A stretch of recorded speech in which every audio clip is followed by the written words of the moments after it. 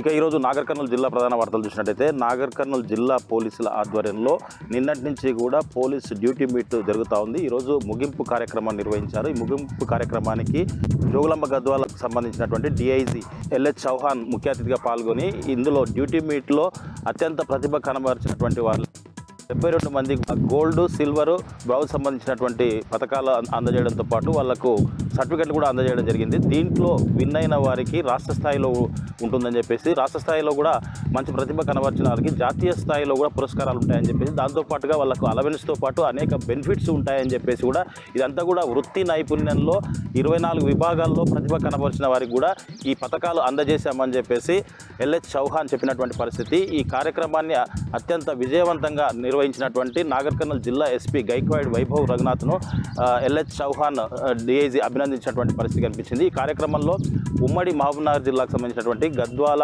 నారాయణపేట్, వనపర్తి, నాగర్ కర్నూలు, మహబూబ్నగర్కు సంబంధించినటువంటి ఎస్పీల సహకారంతో ఇదంతా కూడా జరిగిందని చెప్పేసి, ఇక దీనికి సహకరించినటువంటి దీంట్లో పార్టిసిపేట్ చేసినంత అందరినీ కూడా డిఐజీ ఎల్హెచ్ చౌహాన్ అభినందించినటువంటి పరిస్థితి కనిపించింది. మొత్తంగా చూసినట్టయితే పోలీసులు వృత్తి నైపుణ్యంలో ప్రతిభ కనబరుస్తూ ఉండాలని చెప్పేసి, దీనివల్ల వృత్తి పట్ల శ్రద్ధ పెరిగి రాబోయే రోజుల్లో మంచి భవిష్యత్తు ఉంటుందని చెప్పేసి, విధుల పట్ల కృషి చేయాల్సినటువంటి అవసరం ఉంటుందని చెప్పేసి కూడా ఎల్హెచ్ చౌహాన్ చెప్పినటువంటి పరిస్థితి కనిపించింది.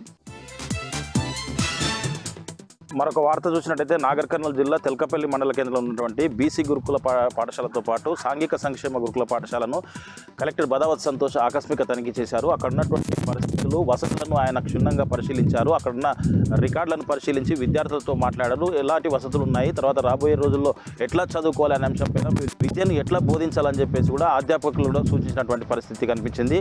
ఈ గతంలో మంచి రిజల్ట్ సాధించారని చెప్పేసి ఈ సంవత్సరం కూడా మంచి రిజల్ట్ కోసం ఉపాధ్యాయులు, విద్యార్థులు కృషి చేయడంతో పాటు వాళ్ళకి కావాల్సినటువంటి మౌలిక వసతులు, ఉన్నటువంటి ఫెసిలిటీస్ అన్నిటి కూడా వినియోగించుకోవాలని చెప్పేసి, ఏమైనా ఇబ్బందులు ఉంటే తెలియజేస్తే వాటిని కూడా సమకూరుస్తామని చెప్పేసి కూడా కలెక్టర్ చెప్పినటువంటి పరిస్థితి కనిపించింది. మొత్తంగా చూసినట్టయితే గురుకుల పాఠశాలలో ఎలాంటి ఇబ్బందులు తలెత్తకుండా చూసుకోవాల్సినటువంటి అధ్యాపకులతో పాటు విద్యార్థులు కూడా ఏ సమస్య ఉన్నా వెంటనే తమ దృష్టికి తీసుకురావాలని చెప్పేసి కూడా ఉపాధ్యాయులకు, విద్యార్థులకు సూచించినటువంటి పరిస్థితి, ఆదేశించినటువంటి పరిస్థితి కనిపించింది.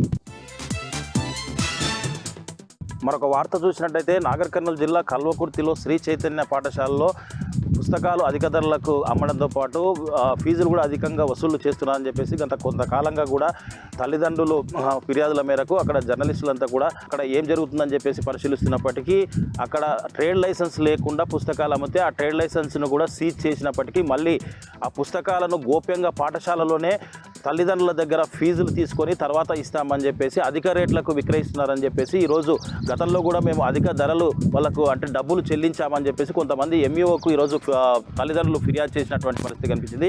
ఎన్నిసార్లు ఫిర్యాదు చేసినా ఎంఈఓ కావచ్చు, ఇతర అధికారులు కావచ్చు వస్తున్నారు, చూస్తున్నారు, కానీ వాళ్ళ పైన ఎలాంటి చర్యలు తీసుకోవటం లేదని చెప్పేసి, ఎట్టి పరిస్థితుల్లో మేము అధికంగా కట్టిన డబ్బులు రికవరీ చేసి మాకు వాపస్ ఇప్పించాలని చెప్పేసి కూడా ఎంఈఓకు ఫిర్యాదు చేసినటువంటి పరిస్థితి కనిపించింది. దీంతో పాటుగా తల్లిదండ్రులకు అధిక భారం అవుతుందని చెప్పేసి, విద్యార్థులకు ఒకవైపు పాఠశాల ప్రారంభమై చాలా రోజులు అవుతున్నప్పటికీ ఒకవైపు పాఠశాల నడుస్తూ ఉంది, విద్యాబోధన జరుగుతూ ఉంది, కానీ పుస్తకాలు లేక ఇబ్బందులు పడుతున్నామని చెప్పేసి విద్యార్థుల చేత ఉపాధ్యాయులే ఒత్తిడి చేయిస్తున్నారని చెప్పేసి కూడా ఆరోపణలు వినిపిస్తున్నాయి. ఏదేమైనప్పటికీ ఉద్దేశపూర్వకంగా వాళ్ళు దీనిపైన వ్యాపారం చేస్తూ అధిక ధరలకు పుస్తకాలను విక్రయిస్తున్నారని, దీన్ని అరికట్టాల్సినటువంటి ఏదైతే విద్యాశాఖకు సంబంధించినటువంటి అధికారులరో దీనిపైన సీరియస్గా తీసుకొని శ్రీ చైతన్య పాఠశాలలో జరుగుతున్నటువంటి తతంగాన్నంతా కూడా పూర్తి స్థాయిలో విచారణ జరిపి వాళ్ళ పైన చర్యలు తీసుకోవాలని చెప్పేసి కూడా ప్రజా సంఘాలతో పాటు తల్లిదండ్రులు కూడా డిమాండ్ చేస్తున్నటువంటి పరిస్థితి కనిపిస్తూ ఉంది.